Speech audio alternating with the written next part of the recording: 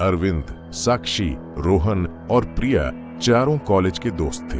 गर्मियों की छुट्टियों में उन्होंने जंगल में एडवेंचर ट्रैकिंग का प्लान बनाया। उनके लिए यह सिर्फ एडवेंचर नहीं बल्कि अपनी हिम्मत और धैर्य की परीक्षा थी।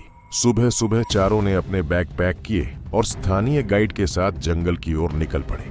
सूरज अभी उग रहा था और पेड़ों के बीच से हल्की धूप झलक रही थी। पक्षियों की चहचहाहट और हवा में ताजगी ने चारों का उत्साह बढ़ा दिया। जंगल के बीच चलते चलते वे धीरे धीरे एक घने इलाके में पहुंच गए। रास्ता संकरा और ऊबड़ खाबड़ था। चारों के कदम जमीन पर पड़ते ही हल्की धूल उभरती थी। दोपहर के करीब अचानक मौसम बदल गया।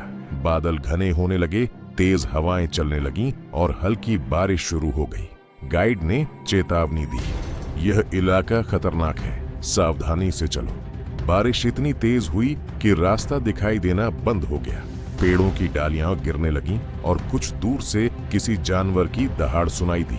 चारों ने पास की एक छोटी सी जगह में शरण ली। बारिश के बावजूद उनके पास खाने पीने का पर्याप्त इंतजाम नहीं था। प्रिया ने अपने बैग से कुछ ड्राई फ्रूट्स निकाले। रोहन ने पास के झाड़ियों से जंगली जामुन इकट्ठा किए। पानी इकट्ठा करना मुश्किल था। उन्होंने टूटी पत्तियों और मिट्टी के छोटे गड्ढों में जमा पानी को फिल्टर कर पिया। जैसे ही सूरज ढला, जंगल का माहौल डरावना हो गया। पेड़ों के बीच अजीब आवाजें, कभी किसी जानवर की हल्की चीख, कभी हवा की सीटी जैसी आवाज सुनाई देने लगी। साक्षी कांपते हुए बोली, क्या कोई यहाँ हमारे साथ है?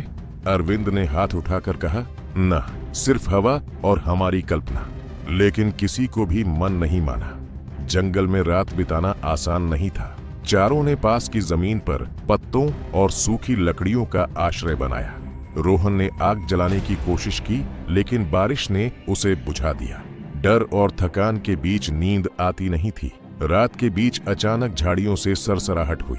प्रिया ने टॉर्च जलाई और देखा कि मिट्टी पर बड़े पैरों के निशान थे, इंसानी जैसे मगर लंबे और दबे हुए। सभी के रोंगटे खड़े हो गए। सुबह होते ही भूख और प्यास ने सभी को कमजोर कर दिया। चारों ने जंगल में इकट्ठे फल और छोटे जड़ी बूटियों से पेट भरने की कोशिश की, लेकिन लगातार डर और थकावट ने मानसिक स्थिति को प्रभावित करना शुरू कर दिया।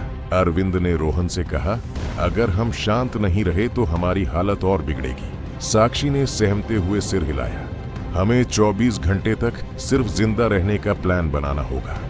जंगल की खोज करते हुए प्रिया को एक पुराना लकड़ी का टुकड़ा मिला। उस पर कुछ अधूरी उकेरी हुई अंग्रेजी लिखावट थी, हेल्प 1995। चारों का चेहरा डर से पीला पड़ गया।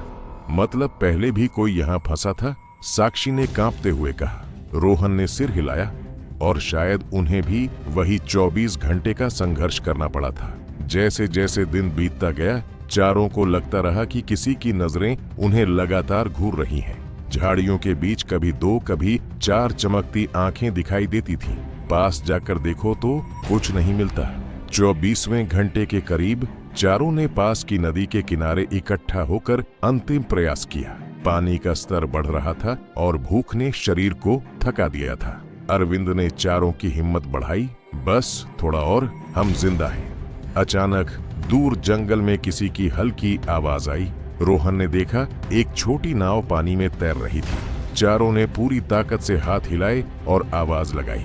नाव धीरे धीरे पास आई और उन्हें सुरक्षित किनारे तक ले गई। सभी थके हारे लेकिन जिंदा थे। जंगल से बाहर निकलने के बाद पुलिस ने बताया कि उस इलाके में कई लोग पिछले 25 साल में इसी तरह जंगल में फंसे और कभी वापस नहीं आए। चारों ने महसूस किया कि उन्होंने सिर्फ अपनी हिम्मत और एक दूसरे के भरोसे से 24 घंटे में जिंदा रहने की चुनौती पूरी की।